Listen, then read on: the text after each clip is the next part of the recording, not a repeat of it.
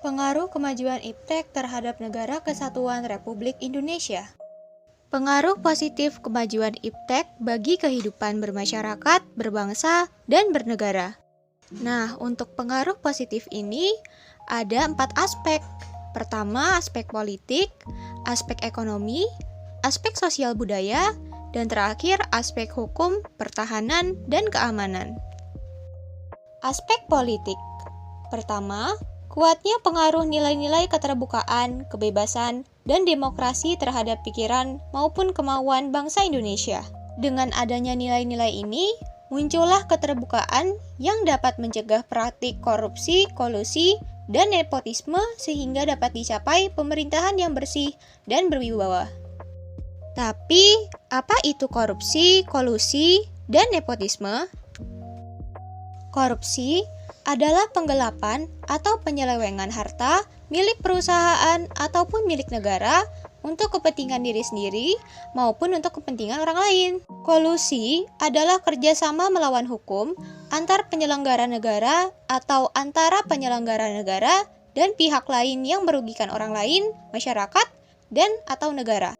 Yang terakhir, nepotisme adalah setiap perbuatan penyelenggara negara yang melawan hukum dan menguntungkan kepentingan keluarganya dan atau kroninya di atas kepentingan masyarakat, bangsa, dan negara.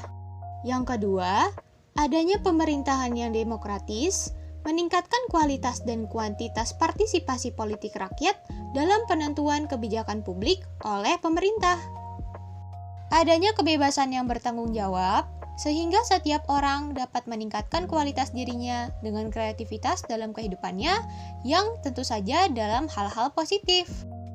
Dengan dilaksanakannya nilai-nilai tersebut akan menjadi alat kontrol yang efektif dan efisien terhadap keberlangsungan suatu pemerintahan, sehingga pada akhirnya akan tercipta pemerintahan yang bersih, jujur, adil, dan aspiratif.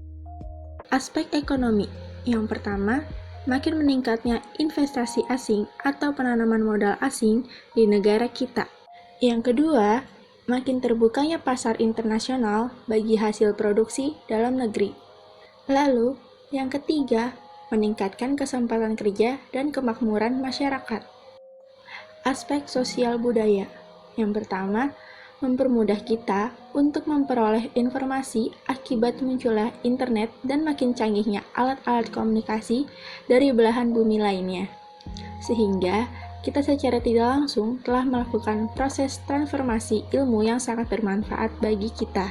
Yang kedua, kita bisa mencontoh dari tata nilai seperti sosial budaya, cara hidup, pola berpikir yang baik, maupun ilmu pengetahuan dan teknologi dari bangsa lain yang telah maju untuk kemajuan dan kesejahteraan kita. Aspek hukum, pertahanan, dan keamanan. Yang pertama, makin menguatnya supremasi hukum, demokratisasi, dan tuntutan terhadap dilaksanakannya hak asasi manusia. Yang kedua, menguatnya regulasi hukum dan pembuatan peraturan perundang-undangan yang memihak dan bermanfaat untuk kepentingan rakyat banyak. Yang ketiga, makin menguatnya tuntutan terhadap tugas-tugas penegak hukum seperti polisi, jaksa, dan hakim yang lebih profesional, transparan, dan dapat dipertanggungjawabkan. Sekarang kita masuk ke pengaruh negatif iptek bagi kehidupan bermasyarakat, berbangsa, dan bernegara. Kenapa ada pengaruh negatifnya? Karena setiap hal yang membawa pengaruh positif pastinya membawa pengaruh negatif. Nah, untuk pengaruh negatif iptek ini, aspeknya juga sama, ada 4. Yang pertama aspek politik, kemudian aspek ekonomi, ketiga aspek sosial budaya, dan yang terakhir aspek hukum, pertahanan, dan keamanan. Aspek politik. Pertama, memengaruhi pikiran kita untuk berpaling dari ideologi Pancasila dan mencari alternatif ideologi lain, seperti halnya liberalisme, komunisme, dan sebagainya. Yang kedua, munculnya gerakan radikalisme, terorisme, dan anarkis atas reaksi terhadap sikap pemerintah yang menurut mereka tidak terbuka, tidak memberikan kebebasan, dan tidak demokratis kepada rakyatnya. Aspek ekonomi. Yang pertama, makin terdesaknya barang-barang lokal, terutama yang tradisional, karena kalah bersaing dengan barang-barang dari luar negeri akibat kebanjiran oleh barang-barang dari luar seiring dengan adanya perdagangan bebas yang tidak mengenal adanya batas-batas negara. Yang kedua, bangsa kita akan dijajah secara ekonomi oleh negara investor. Perekonomian negara kita akan dikuasai oleh pihak asing, seiring dengan makin mudahnya orang asing menanamkan modal di Indonesia, yang pada akhirnya mereka dapat mendikte atau menekan pemerintah atau bangsa kita. Yang ketiga, timbulnya kesenjangan sosial yang tajam sebagai akibat dari adanya pesaing bebas. Pesaing bebas tersebut akan menimbulkan adanya pelaku ekonomi yang kalah dan yang menang. Yang menang akan dengan leluasa memonopoli pasar, sedangkan yang kalah akan menjadi penonton yang senantiasa tertindas. Aspek sosial budaya.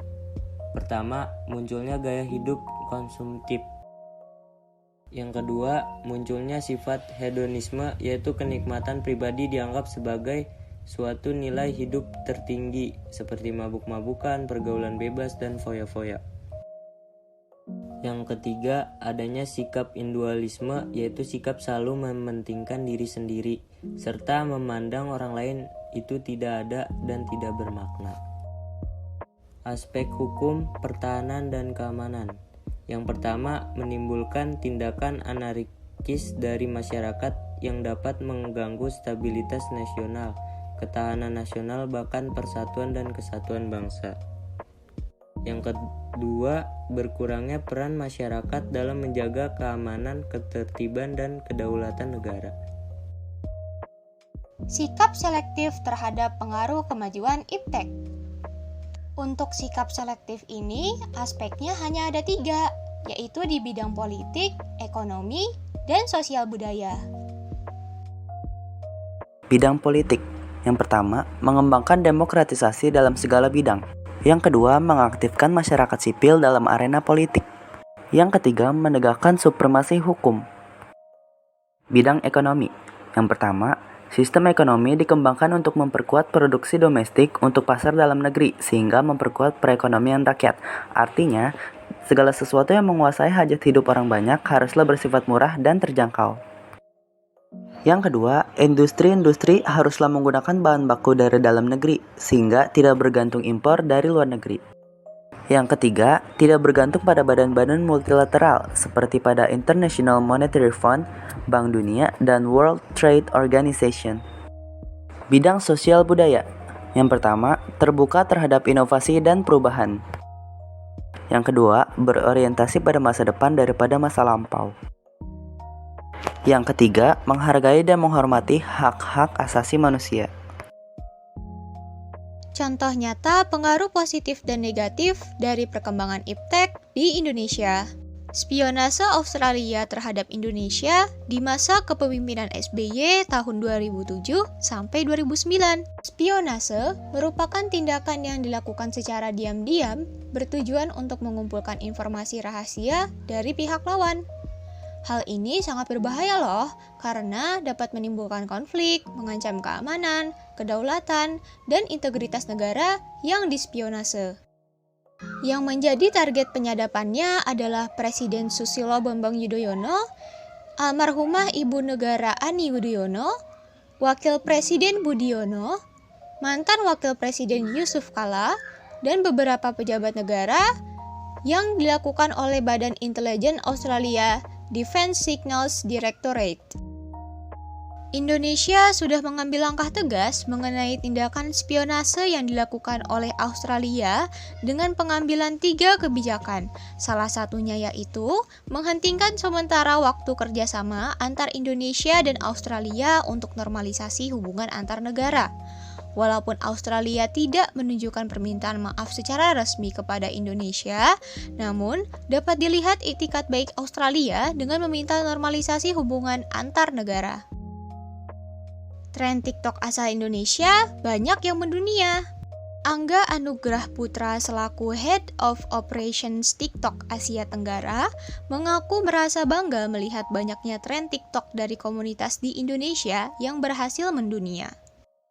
Menurutnya, kesederhanaan dari sebuah tren menjadi salah satu faktor tren tersebut pun menjadi viral.